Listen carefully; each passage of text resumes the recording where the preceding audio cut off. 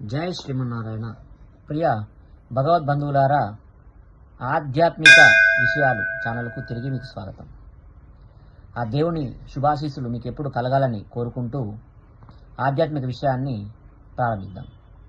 ఈరోజు మనం తెలుసుకునబోయేది ఆధ్యాత్మిక విషయము ఉపవాసము అంటే ఏమిటి, ఏ విధంగా చేయాలి అని తెలుసుకుందాం.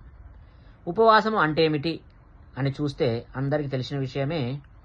ఆ రోజంతా ఏం తినకుండా మన ఇష్టదైవాన్ని పూజించుకొని వెళ్ళి దేవుని ఆలయంలో దర్శించుకొని మళ్ళీ తిరిగి తెల్లారి మళ్ళీ దేవాలయంలో దర్శించుకొని ఉపవాసాన్ని విరమిస్తాం.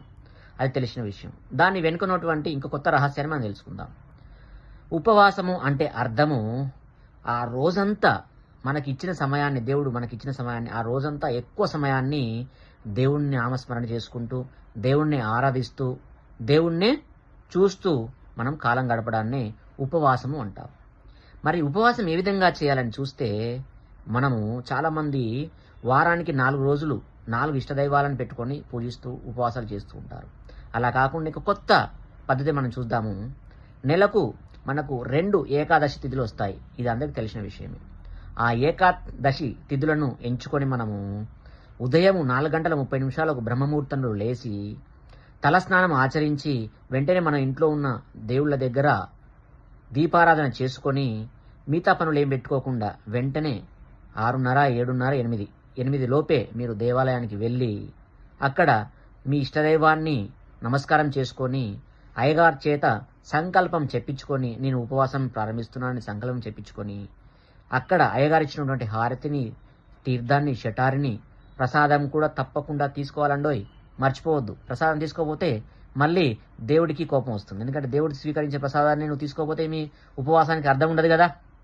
అట్లా ప్రసాదాన్ని కూడా స్వీకరించి మీ ఉపవాసాన్ని ప్రారంభించాలి. ఖచ్చితంగా ఉపవాసం అనే మాటకు అసలైన అర్థం అన్నం మానేయడం కాదండి.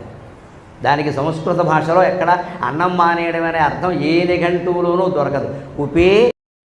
ఇవాళ చాలా మంది దృష్టిలో అన్నం మానేయడం ఉపవాసం. అది ఉపవాసం కాదు, అశనము. నువ్వు ఒక జన్మలో వేరొకరికి పెట్టలేదు కనుక ఈ జన్మలో తినక దరిద్రం అనుభవిస్తున్నావు.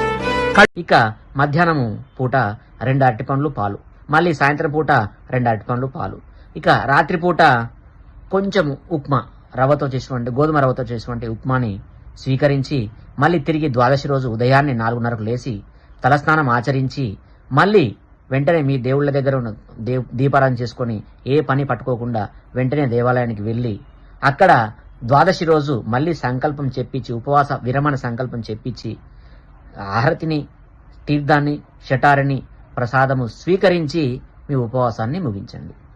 ఇది పద్ధతి. ఇట్లా శాస్త్ర ప్రకారం మీరు ఈ పద్ధతి ద్వారా మీరు ఆచరించండి. తప్పకుండా దేవుని శుభాశీస్సులు ఎల్లవేళలా మీకుంటాయి. మీకంతా మీ ఇంట్లో అంతా మంచి జరుగుతుంది. ఇక ఉపవాసం గురించి తెలుసుకున్నాం కదా, ఏ విధంగా చేయాలనేది. 2 ఏకాదశి తిథుల్లో ఈ ఉపవాసం చేయండి మీ ఇష్టదైవానికి. అలాగే ప్రసాదం స్వీకరించాలని చెప్పిన కదా, ప్రసాదం యొక్క గొప్పతనం ఏది, ప్రసాదాన్ని ఎందుకు స్వీకరించాలి, దాని యొక్క ముఖ్య ఉద్దేశం ఏందనేది మనము వచ్చే వీడియోలో తెలుసుకుందాము. వెంటనే మా ఛానల్ని సబ్స్క్రైబ్ చేయండి, లైక్ చేయండి, షేర్ చేయండి. ఈ విషయాన్ని ప్రతి ఒక్కరకు చెప్పండి. జై శ్రీమన్నారాయణ అండి. ఉంటాను.